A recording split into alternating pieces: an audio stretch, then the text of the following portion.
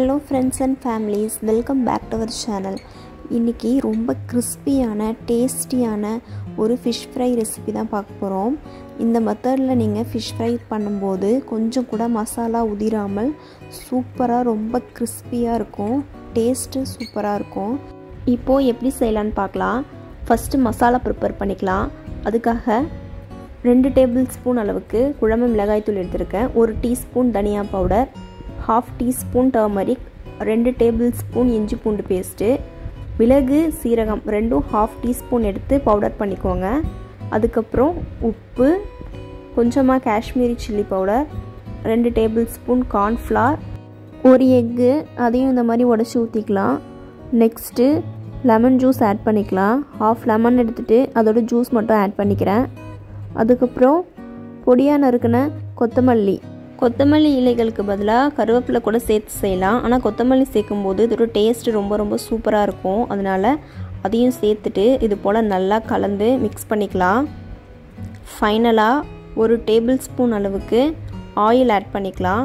நான் sunflower oil தான் use பண்ணுறேன். நீங்கள் கோகோனட் ஆயில் கூட யூஸ் பண்ணிக்கலாம். இதையும் சேர்த்துட்டு நல்லா இது போல் கலந்து மிக்ஸ் பண்ணிக்கலாம்.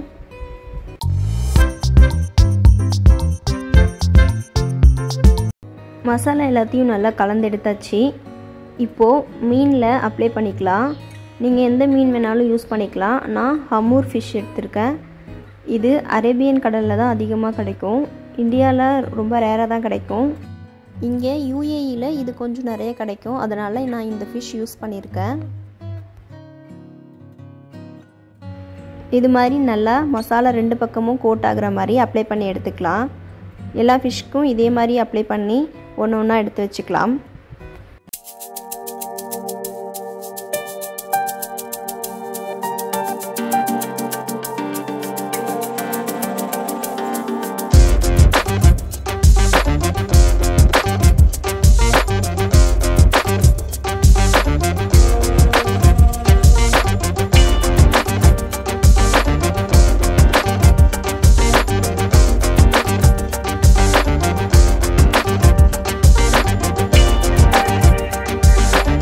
இப்போது மசாலா எல்லா மீனுக்கும் நல்லா அப்ளை பண்ணி எடுத்தாச்சு.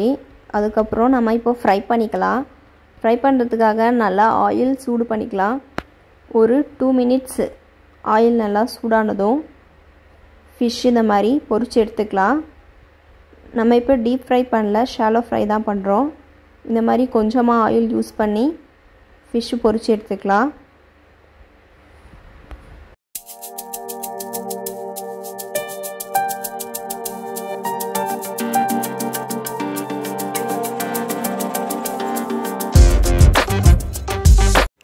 மீன் ஒரு சைடு நல்லா இந்த மாதிரி வெந்ததுக்கப்புறம் திருப்பி போட்டு 2 பக்கமும் நல்லா குக் பண்ணி எடுத்துக்கலாம்.